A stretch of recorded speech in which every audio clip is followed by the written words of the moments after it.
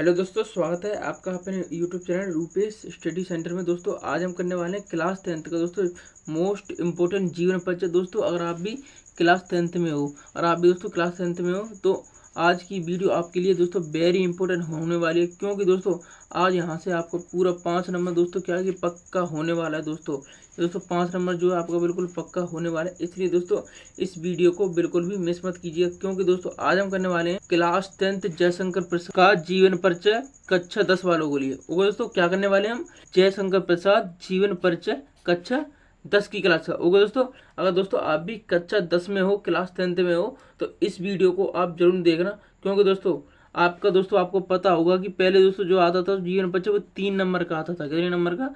3 number का आता था, लेकिन अब 3 नंबर का नहीं आकर कितने नंबर का आता है?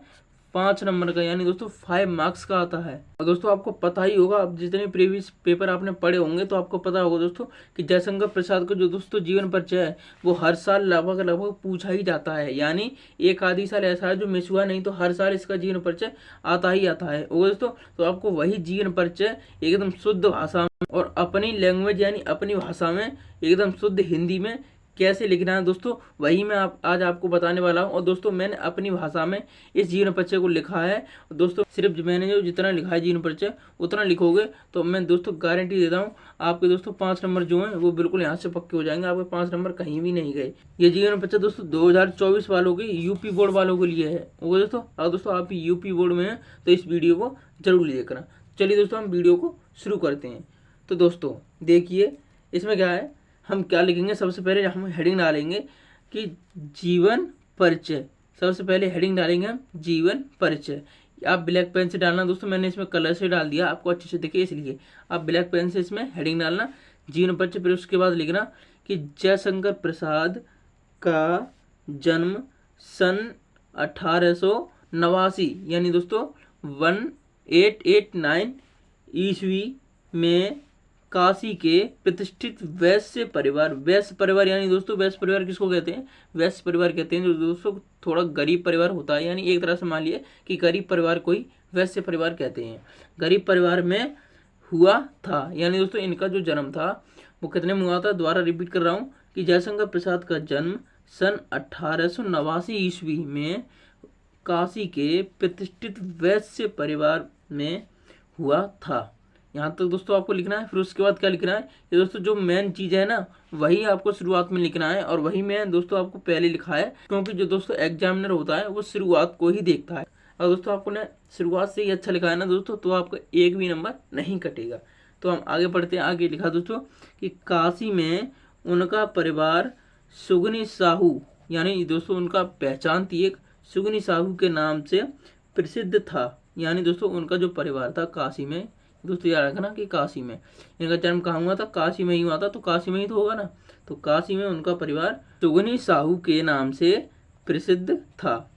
दोस्तों आपको इतना याद रखना। फिर उसके बाद क्या लिखेंगे? इनके पिता का नाम लिखेंगे, इनकी माता का नाम लिखेंगे। तो कैसे लिखेंगे देखिए कि इनके पिता का नाम ऐसे लिखकर, इनके पिता का नाम देवी प्रसाद तथा माता का नाम मुन्नी देवी था। इतना दोस्तों आपको लिखना है। दोस्तों आपको इतना दोस्तों ये यहाँ तक तो लिखना है, चाहे दोस्तों कोई सा भी जीवन परिचय आए। सबसे पहले उनकी दोस्तों जो सन है वो लिखनी है, ये याद कर लेना। उसके बाद कहाँ पर उनका जन्म हुआ, उसके बाद दोस्तों ये लिखने के बाद उसके बाद क्या करना है आपको कि उनकी जो पहचान है वो लिख देनी है, और उनके पिता का नाम लिख देना है, उनकी माता का नाम। ये दोस्तों यहाँ तक आपका काम खत्म।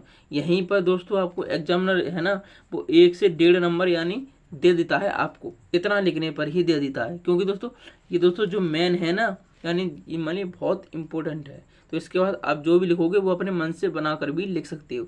तो आगे दोस्तों मैं बताता हूँ कैसे लिखा है, ये देखिए।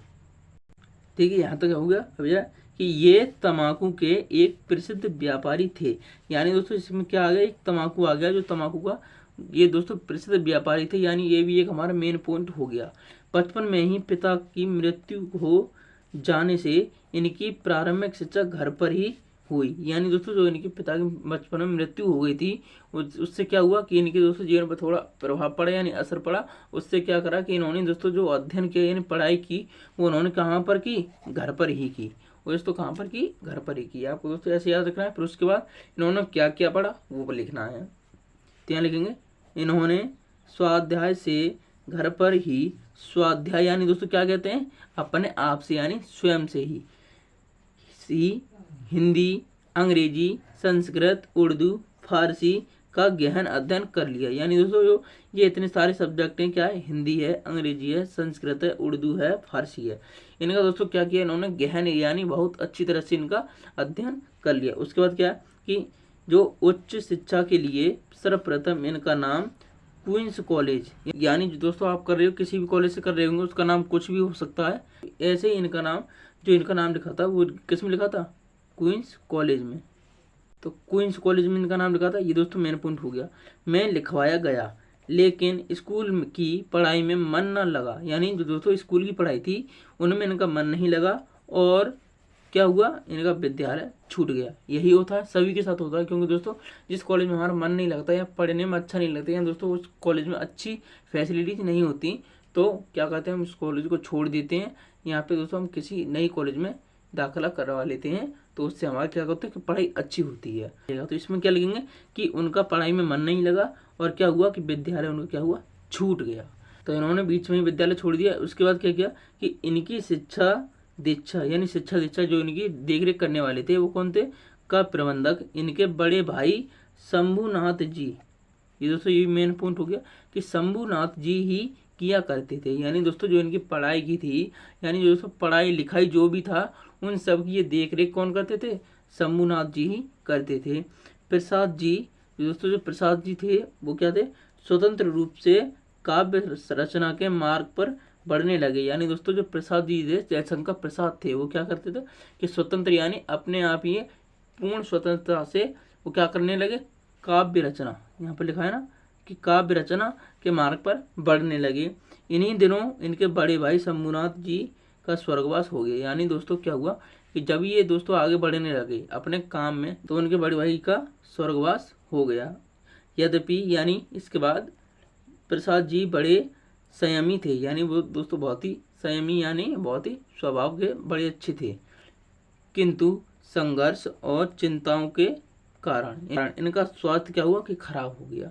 यानी दोस्तों क्या बहुत तो संघर्ष करते थे, यानी बहुत ही इनका दोस्तों रास्ता था वो कांटों से भरा हुआ था और चिंताओं ने इनको घेर लिया। यानी दोस्तों ये हद से ही ज़्यादा चिंता करने लगे, तो उसके कारण क्या हुआ, इनका स्वास्थ्य खराब हो गया। यानी दोस्तों अगर आप भी ज़्यादा चिंता करते होंगे, यानी दोस्तों आप देखिए आपका एक बोर्ड एग्जाम आने वाला है, तो आपको दोस्तों जो बोर्ड एग्जाम आएगा तो क्या करोगे, आप बहुत ज़्यादा चिंता करोगे। तो दोस्तों मैं कह रहा हूँ कि आपको चिंता करने की कोई जरूरत नहीं है, क्योंकि आप अच्छे से पढ़ोगे, बढ़िया तरीके से पढ़ोगे, तो आपको चिंता की कोई आवश्यकता ही नहीं पड़ेगी। वो तो बस आपको थोड़ा सोचना होगा कि कैसे क्या करना है, तो उसके बाद आपको कोई टेंशन वाली बात नहीं है। तो चिंता इसमें क्या है, एक टेंशन की तरह है। तो इसमें इनको ज़्यादा चिंता हुई क्योंकि इनका दोस्तों जीवन था वो बहुत ही दुख भरा था। तो चिंता के कारण इनका क्या हुआ, स्वास्थ्य खराब हो गया और इनकी मृत्यु सन 1937, इसको याद रखना, सन 1937 को हो गई। यानी सन 1937 ईस्वी को इनकी जो मृत्यु थी वो दोस्तों हो गई। तो दोस्तों देखिए मैं इसको फिर आपको मेन पॉइंट बता रहा हूँ क्या है। आपको दोस्तों इनकी जो मृत्यु है वो आपको याद रखनी है। उसके बाद क्या करना कि आपको दोस्तों इन्होंने काव्य रचना की वो याद रखना है। उसके बाद इनके जो शंभुनाथ जी है वो इनकी देख रेख करते थे वो याद रखना है। फिर इसके बाद क्या था, क्वींस कॉलेज में इनका नाम लिखाया गया था। इन्होंने इन सभी का हिंदी, अंग्रेजी, उर्दू, संस्कृत, फारसी का इन्हें गहन अध्ययन किया था। और उसके बाद इनकी शिक्षा जो थी वो दोस्तों वो घर पर ही हुई थी। और इनका दोस्तों जो प्रसिद्ध था वो क्या था, तंबाकू का व्यापार था। उसके बाद क्या, मुन्नी देवी इनकी माता का नाम, पिता का नाम देवी प्रसाद और सुगनी साहू के एक नाम के, यानी इस नाम से इनका परिवार प्रसिद्ध था। उसके बाद क्या हुआ था, जयशंकर प्रसाद का जन्म कितना हुआ था, 1889 ईस्वी में हुआ था, काशी में। किस में हुआ था, काशी में। तो आपको जो दोस्तों मेन पॉइंट हैं वो मैंने बता दिए, ये आपको याद रखने हैं। लिखने का मतलब एक तरीका बताया कि कैसे जीवन पर से लिखा जाता है। मैं ये नहीं कह रहा कि यही जैसा मैंने लिखा कि रट्टू तोता इसी कीजिए, नहीं, कोई रट्टू तोता वाली बात नहीं है। सिर्फ मैंने जो मेन पॉइंट बताए उन पर ध्यान दीजिए और उन्हीं पर फोकस कीजिए और इनको समझिए। क्योंकि दोस्तों आपको इस जीवन परिचय कितने नंबर मिलेंगे, 3 नंबर तो इस जीवन परिचय के मिलेंगे और 2 नंबर जो मिलेंगे वो आपको रचना के मिलेंगे। चलिए हम रचनाओं की तरफ बढ़ते हैं। ये जो दोस्तों हैं ये उनकी प्रमुख रचनाएं, इनकी रचनाएं क्या हैं, इनकी प्रमुख रचनाएं निम्न प्रकार हैं। किनकी, जयशंकर प्रसाद की।